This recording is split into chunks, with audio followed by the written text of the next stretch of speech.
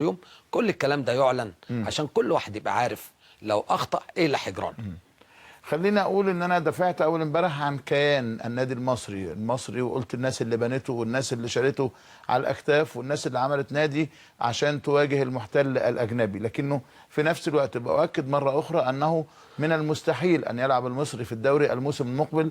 ده امر كلنا الحقيقه مش هنستسيغه، ولا حتى البورسعيديين الاوفياء يا كابتن حلمي. من الصعب ده مصلحه النادي المصري ولاعيبه النادي المصري طبعا. اما بعضا من جماهير المصري اللي كل يوم عامله لنا مظاهره وعامله لنا قصه، اتصور انه الكلام ده لابد ان يتوقف طبعا. لا انا اؤيد حضرتك في هذا الكلام. مش من مصلحه النادي المصري ان هو يشارك هذا الموسم. من مصلحه وليس من مصلحه جماهيره او لاعبيه.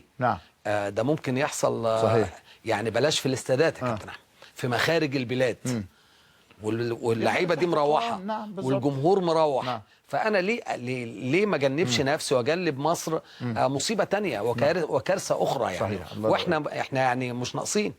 خلينا نروح. كاميرتنا راحت بورسعيد ورصدت الاجواء هناك. نروح للتقرير ده ونرجع تاني.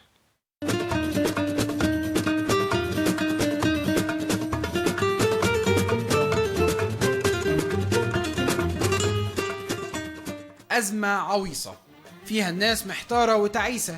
يا ترى توافق يلعب النادي المصري في الدوري السنة دي ولا بلاها حكاوي وهيصة؟ تعالوا نشوف رأي البورسعيدية في الموضوع ده ايه.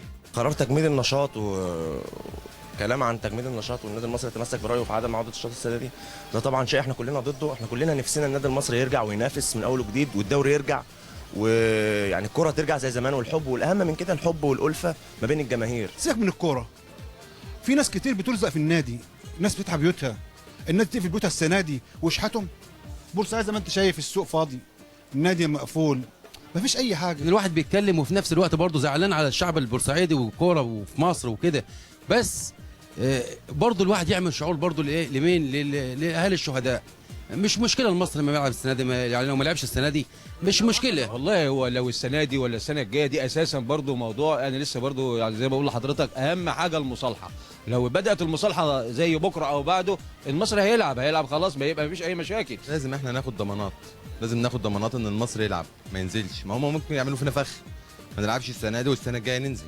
احنا لازم نلعب السنه دي، ما ينفعش نلعب السنه الجايه. صح زي على كلام ممكن يعملنا فخ، ممكن السنه الجايه نعمل درجه ثانيه، يبقى احنا ما استفدناش بحاجه. نادي كبير زي ده حرام ان هو يتوقف، لان هو بيساعدنا اما احنا في دمياط بنحس ان احنا بنلعب معاه. لا بيتهيألي لا، ما يغيبش. مش مؤيد لمشاركه النادي المصري في الموسم دوت احتراما لدم الشهداء جمهور النادي الاهلي. النادي المصري لازم يلعب ولازم يرجع للدوري الممتاز، لان اللي حصل دوت مش ذنب النادي المصري ولا ذنب بورسعيد ولا ذنب شعب بورسعيد.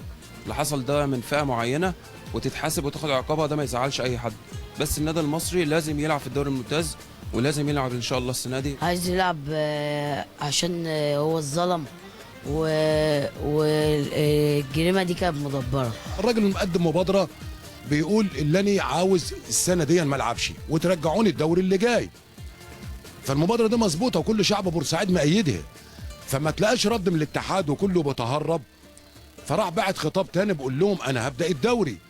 فانت مبادره مظبوطه وشعب بورسعيد موافق عليها، وحتى لو الجواب اللي راح اتعدل كمان بقرار الاتحاد احنا شعب بورسعيد موافق. بس يكون في مبادره من اتحاد الكوره في حاله الغياب، يكون في تاكيد من اتحاد الكوره ومن الوزير نفسه من شخصيات وبورق وضمانات ان احنا موجودين. ما يجيش يقول لك لا انتوا مش موجودين كده، هو كلام وبعدين السنه الجايه يقدموا للاتحاد الدولي يقول لك المصري ما لعبش منسحب، يبقى المصري في الدرجه الرابعه السنه الجايه. ايه رايك يا عم حسن يا بارودي في عوده النادي المصري للدوري تاني؟ والله يا ابني النادي المصري نادي كبير وكل الناس بتحبه، وانا بقف مع النادي المصري وجماهيره المخلصه العظيمه. بهبس ما ده اسمه كلام يا عم يونس يا شلبي. ايه مين دي؟ ايه الكلام اللي بيقولوه دي في التلفزيون دي؟ النادي المصري ما ينزلش درجه تانية. النادي المصري ده هو الدوري من غيره ما ينفعش بالنسبه للنادي المصري. النادي المصري ايه الكلام اللي بيقولوه ده؟ اوعى كده من الحاجات اللي بيعملوها دي.